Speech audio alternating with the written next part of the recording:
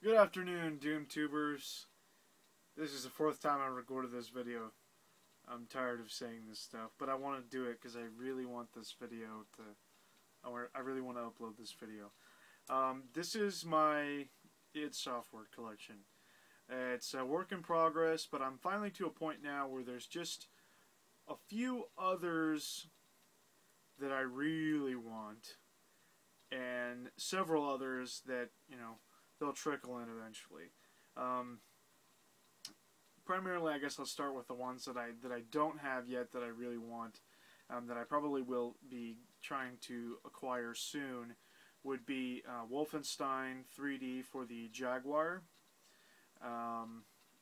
There's a homebrew cart out there somewhere of Doom 2 for the Jaguar, and I also really would like Doom 1 and 2 for the Game Boy Advance, and that's really pretty close to being it. And Resurrection of Evil, Doom 3 Resurrection of Evil for the original Xbox. I would like to pick that one up too.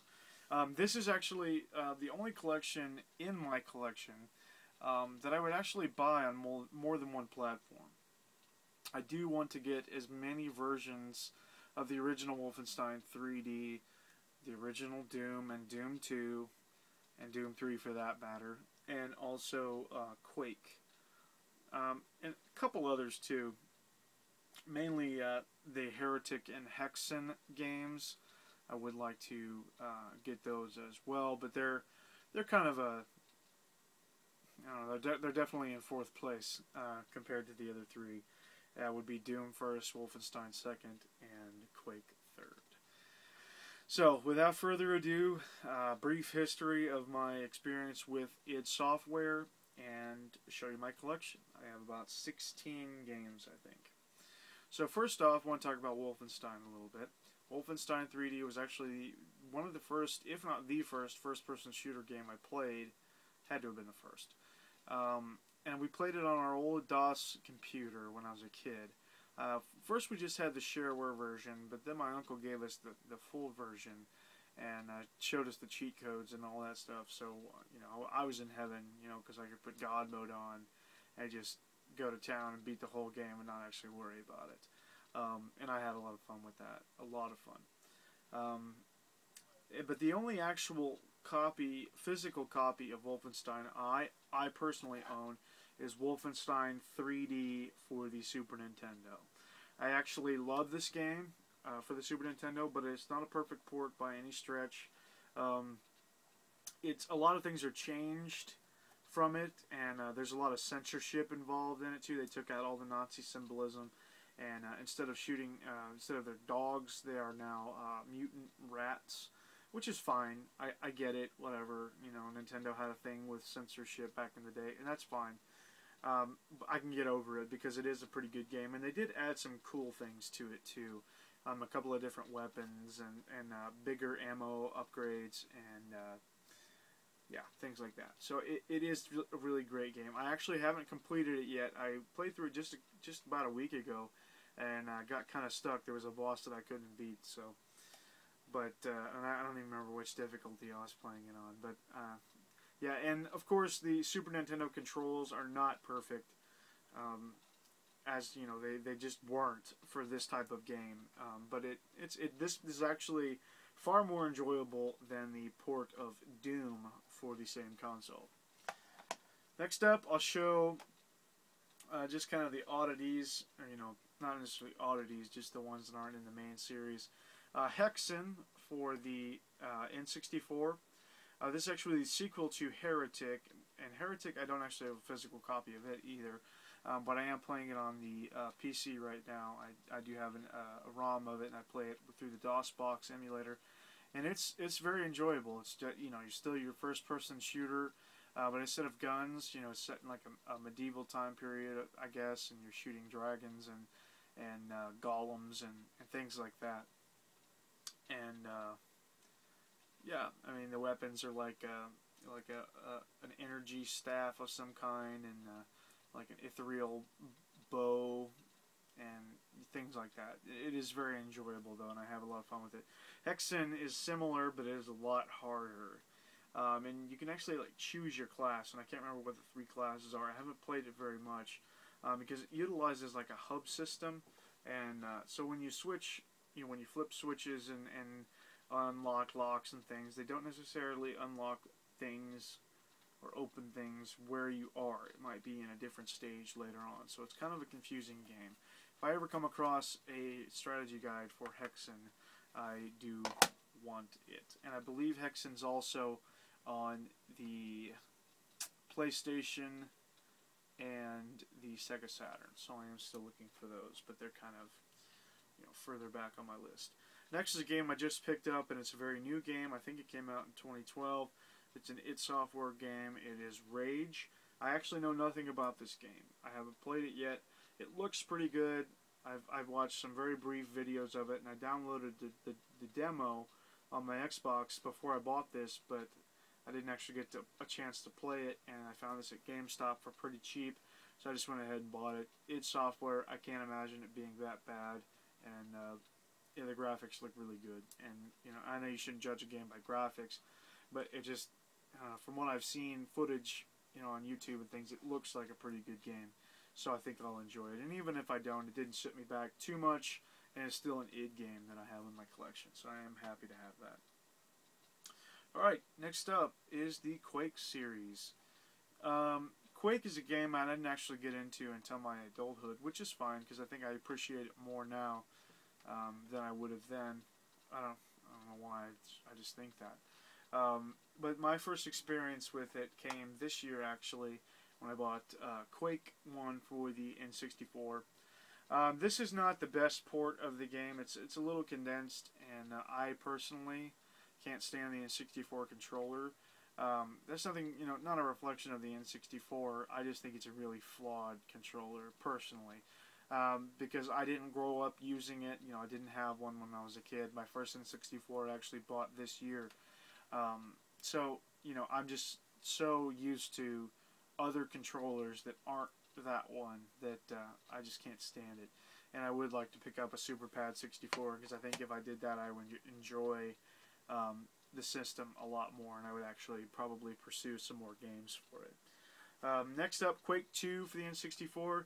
This one controls a little bit better than Quake I, I think, and I actually played this one for quite a while. I got several levels in, but I think I'm going to stop now because I picked up from a fellow YouTuber and Atari Age friend Quake II for the PlayStation. I like the PlayStation controller considerably more than the N64 controller, so I probably will just go ahead and pick it up, and restart this one and play from here. Quake is on several other platforms that I don't have. It's on, I think, the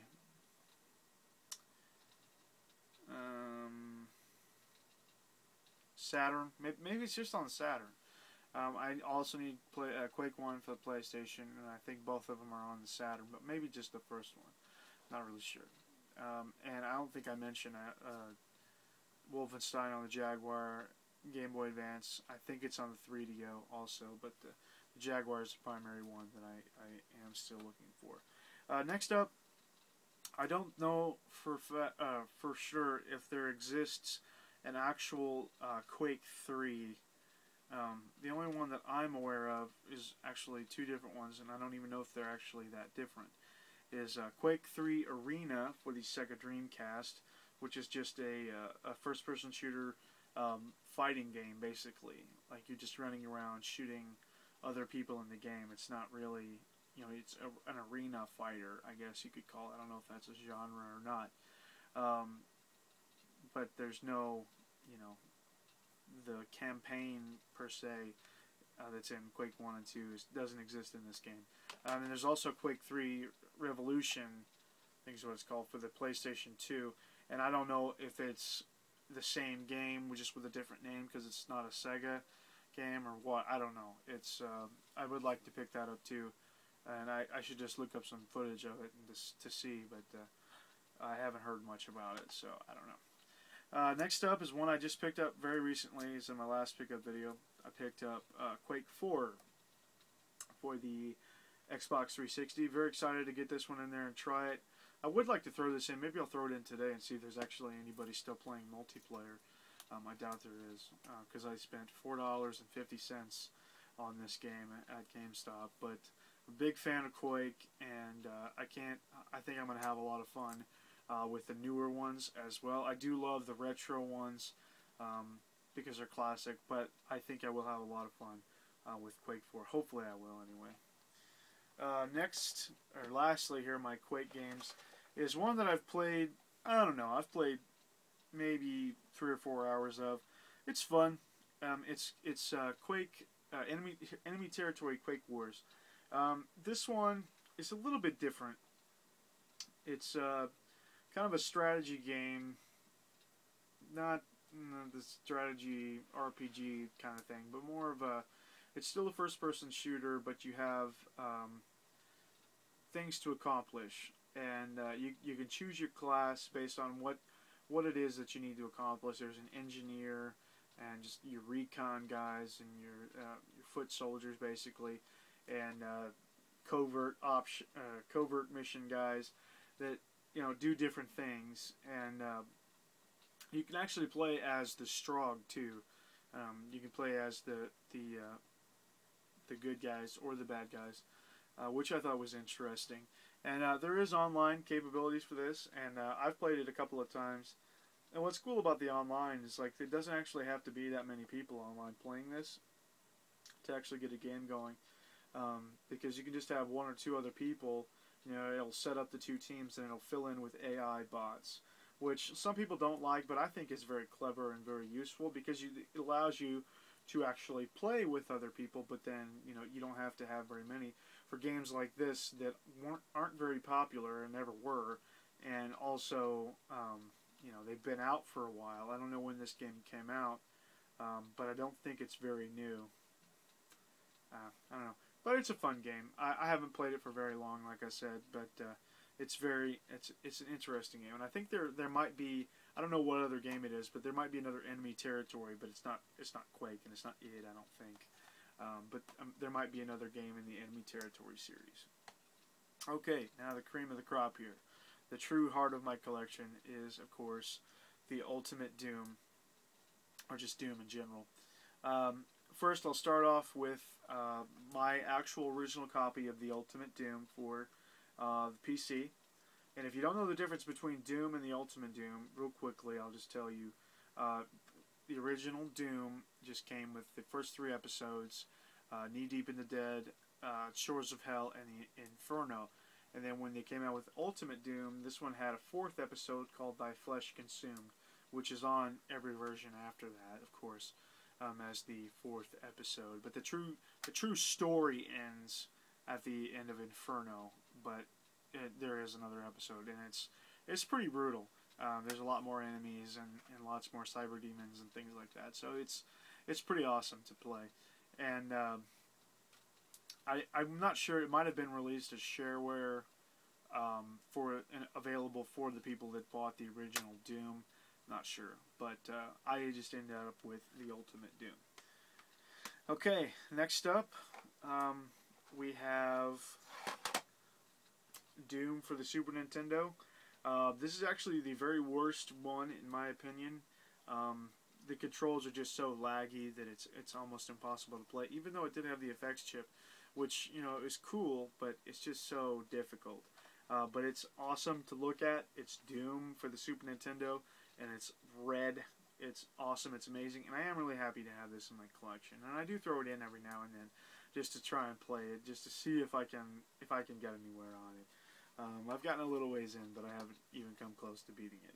But it's just tough. It's tough, but there's a certain charm to it because it is on the Super Nintendo. And for people who didn't have PCs, like Dustin Christ told me, for the people that didn't have PCs, this was the first chance they got to play a game like this, and it was awesome, even though it doesn't hold any water to the original PC version. Next up is a version that I have that I can't even play, but that's alright because I don't have a 32X. I have Doom for the 32X. I used to have one, but I didn't have the cables for it, so I never was actually even able to play it. If you put it in the 32X, it'll come on and you can see the menu, but you can't see any of the graphics or anything like that. So I do have it, and it looks good on my shelf, and that's all I care about right now. And there's some other versions of Doom that I don't have for systems that I don't have, like the only one I can think of right off the top of my, well, two, Saturn and 3DO. If I came across those games, for a reasonable price, I would probably pick them up, even though I don't have either system. I do plan on getting a Saturn eventually, but it's one of those systems that it's so expensive to collect for that I would just get those few games that I wanted, and then I would probably just import a bunch of shmups and things like that. Next up is probably my favorite console port of the game, and that's the Jaguar port. I love the Jaguar, and I love Doom. So of course, and I'm glad that it worked really well. It's actually, the controls are actually really great. One complaint is that there's no circle strafing available, but that's, the hardware just wasn't, there. Next up is Doom 64. It's a game that I haven't played very much of. It's a definite throwback for the fans of the original Doom and Doom 2. I don't have a copy of Doom 2 anywhere on anything. It's a throwback to those. They updated the graphics and things like that, and the monsters, updated the monsters and the scenery, and changed the music to a more eerie form of music instead of the kind of rock and roll driving of the original Doom. But it's not the same game. It is a different game. So in all actuality, this is more like a Doom 3, and that what is actually Doom 3 should be Doom 4, because it is a different game. They call it Doom 64, so that's good enough. I mean, you can tell the difference between Doom and Doom 64. I have a lot of fun with this. I haven't played it very much, though. One complaint I have, and it's not a big one, is that it's very, very, very, very dark. So it's hard to play for me, because I just have trouble with dark games anyway. I struggle a lot. So yeah. Next up is the Doom 3 Collector's Edition for the original Xbox. I bought this one actually after I bought Resurrection of Evil, and the only reason I bought Resurrection of Evil was so I could play Doom 1 and 2 on the Xbox, which I was very happy to do. But then I found out if you had the Collector's Edition, you could do the same thing. So I went ahead and bought this one, and later on I had sold Resurrection of Evil with my original Xbox, and I had given this one to my brother-in-law because he liked playing Doom 3, and so I've actually never even played Doom 3. I just reacquired this, not that long ago, when I decided that I should probably get it back, and because I really wanted to have a Doom and its software collection for that matter.